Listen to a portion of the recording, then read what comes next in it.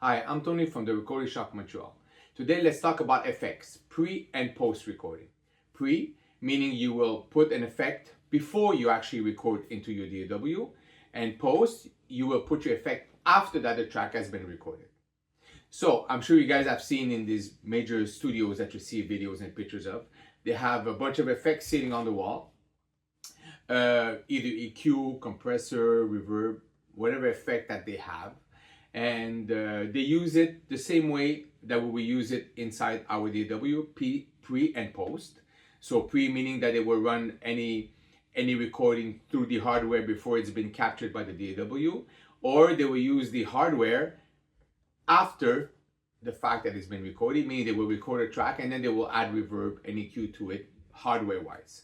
So obviously the best thing to do is to have as close as possible the sound that you're looking for pre-mixing, right? So if you're thinking that a bass doesn't have enough low end, well, chances are that these studios will probably run a hardware EQ or hardware compressor before they actually record it. So when it comes into the DAW, they will have the sound as close as possible for them to record.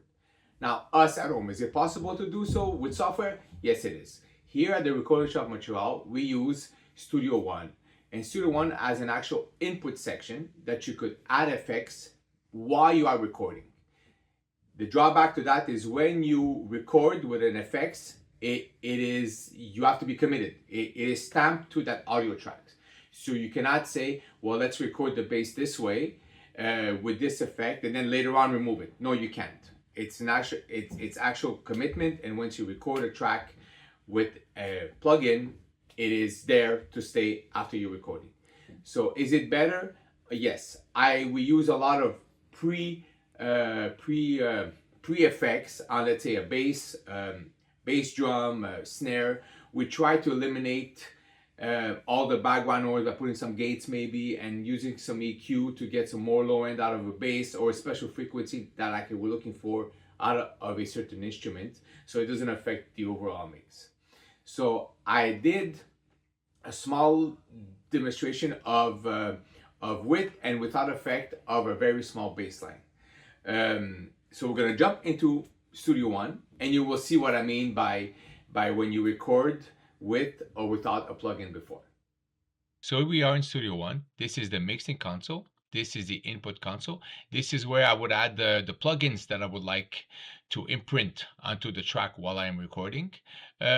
Also, gain staging could be done through here. I use a stock EQ that came with Studio One just to emphasize 100 hertz and less, and maybe cut a bit of between 100 and 150 hertz just to cut that out and record.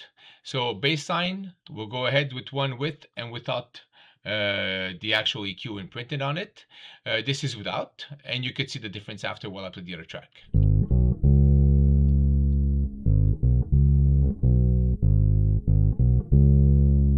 Okay, so let's say this is what you're looking for as a sound for a bass because it suits your song perfect.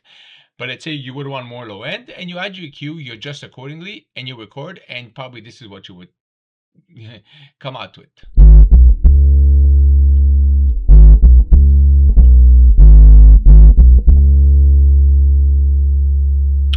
You guys could really see the difference between one with and without the EQ.